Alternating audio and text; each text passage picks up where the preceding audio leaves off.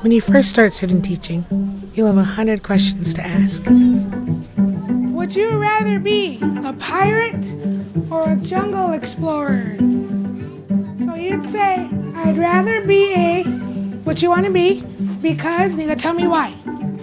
Guys got it? It can be intimidating to go to a new place where you don't know anyone. But after the first week or so of being in the classroom, it starts to really feel natural.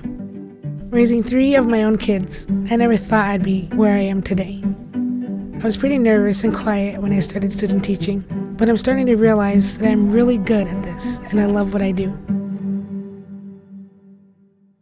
All right, so today, let's say the date together. Today is Tuesday, March 14th, 2023. Nice job. Corbin, how else could I write the date? On my first day, I received a lanyard with an access card so I can get into the building early. My teaching day goes from 8 a.m. to 4 p.m., so I wake up at 6:30 to be ready in time. Each morning, I have a few things to get ready in the classroom before my second graders show up. These first graders require a lot of energy, and I'm talking all day, so I make sure to make myself some hot green tea on my way to the classroom. There are a lot of things to prepare each day, so I start each morning by adjusting my schedule, writing out a new essential question, and resetting the lunch choices. Each student will come in and put their name card under which lunch they would like that day, so I can report it to the cafeteria.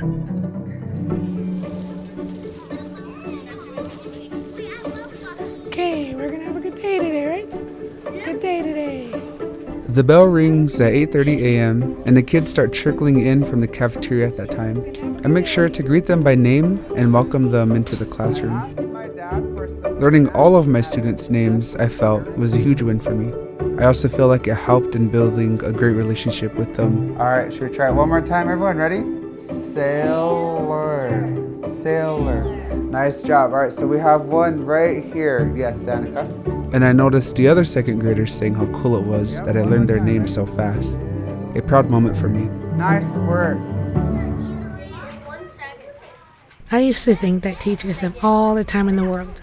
When I did my full 2 weeks of taking over the classroom, I realized that every minute counts. Put your stuff away. All right, everyone, crisscross. Crisscross. Crissy crossy. Sometimes you only get a half hour to teach a lesson. Make sure you explain it well enough and make sure your students understand it so that they can finish the assignment on their own.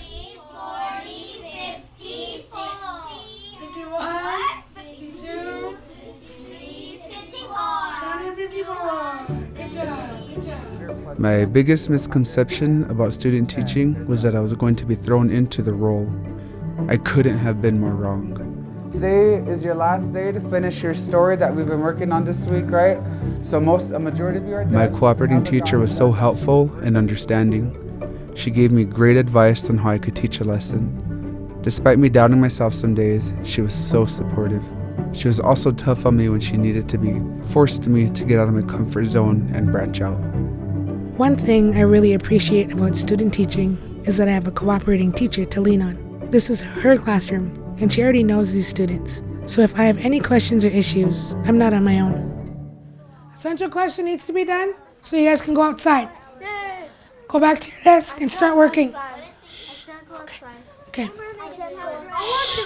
The biggest challenge that I've had in this classroom is not so much about behavior, but how to manage a chatty classroom. All right, so our attention is on the board. How else could I write the date, Corbin? Classroom management is a good challenge for me. Getting their attention and keeping it is good on some days, and other days I need to try harder. Communicating my expectations clearly is another one I'm working on. Yep, so that makes our vowel what closed, everyone? That makes our vowel what, everyone? Closed. I've still got a ways to go, but I do feel like my communication with my students has gotten a lot better. Each student is on their own path of learning, and my job is to foster them on that path. Okay, I'm gonna say the word, you're gonna tell me the beginning sound. You're gonna say pa, ga, whatever the beginning sound is, okay? I spend a lot of time in front of the whole class, teaching them different subjects and concepts. Audience. But what I really enjoy is getting to sit down with just a couple of students who struggle in an area, and after working with them, they finally get it. I love seeing that light bulb light up when they understand something.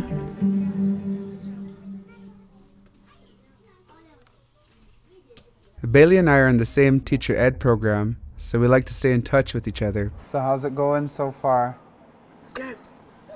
Yeah, we get a grouper float party. Today? No, tomorrow. Oh, dang. How are you? I'm doing good. I'm kind of actually sad that it's gonna end soon. Yeah, me too. It's really easy to talk about the ups and downs with someone who is experiencing the same kind of thing as you. Even though we are teaching in different schools, there's still plenty we have in common that we can share with each other. It's just more fun sharing the process with someone.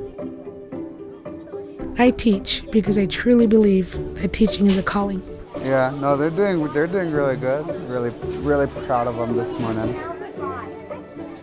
If you're going to be a teacher, you have to be a patient and compassionate person. That's your favorite one? I always knew I wanted to teach. I was inspired by the experiences of my grandmothers and grandfathers. Hearing their stories of their school days lit a fire within me to be the educator that they deserved back then. I want to be a compassionate, understanding, loving, and caring educator. All together. One of the reasons I teach is so that I can help our youth back on my reservation, since that's where I come from and that's what I know. It's important to me to pass on what I know to others, especially culture. If we don't teach our youth these things, who's going to teach them? My name is Bailey Brady, and I am a teacher. My name is Shote Waters, and I am a teacher.